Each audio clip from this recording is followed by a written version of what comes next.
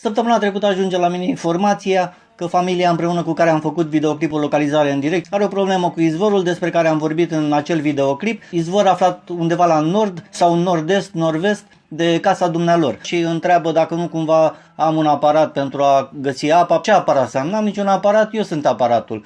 Caut în zona respectivă, găsesc o locație 80 de centimetri adâncime, a doua zi primesc coordonatele izvorului domnului și era la 300 de metri de locația pe care am găsit eu. Verific, adâncime 4 metri, îi scriu, este posibil ca să fie în acel loc un rezervor subteran. Ce credeți? Nu era niciun rezervor subteran, izvorul se afla în partea de jos a unui mal înalt de 4 metri și locația pe care am găsit eu este un izvor captat de bunicii dumnealor la 80 de centimetri adâncime. Suntem uluiți toți. Este prima dată când am încercat, nu am făcut teste, nu am făcut nimic. Vă doresc o zi foarte, foarte bună.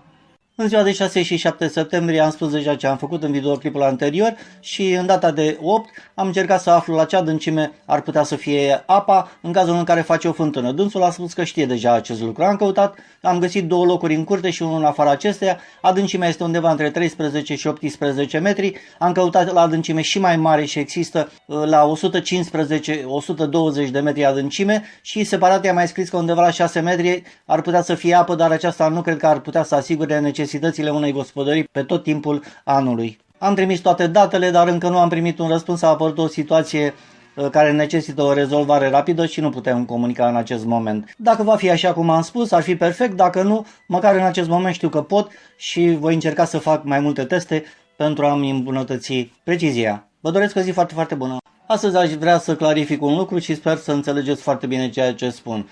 Că nu voi putea înlocui niciodată un fântânar. Chiar dacă am avut niște reușite excepționale și mult sigur voi mai avea și altele, pot doar indica cu aproximație locul unde trebuie săpată o fântână, dar locul exact unde trebuie săpată fântâna, doar fântânarul o poate indica. Că folosește mijloace clasice, că folosește aparatură modernă, nu este important acest lucru. În cazul detecției de metale, dacă obiectele sunt la 5 metri, 10 metri distanță de locul pe care l-am indicat, asta nu este o problemă. În schimb, în cazul unei fântâni, 5 metri s-ar putea să fie excepțional de mult și să trebuiască să săpați de N ori ca să găsiți ceva. În concluzie, să rețineți că pot ajuta un fântânar, dar nu îl pot înlocui. La fața locului, el este șeful. Vă doresc o zi foarte, foarte bună. Am reușit într-un final să comunic puțin cu domnul care are pe proprietate cele 2 izvoare. Eu știam doar de unul singur și nici măcar nu cunoșteam locația acestuia și după spectacol pe care l-am făcut cu localizarea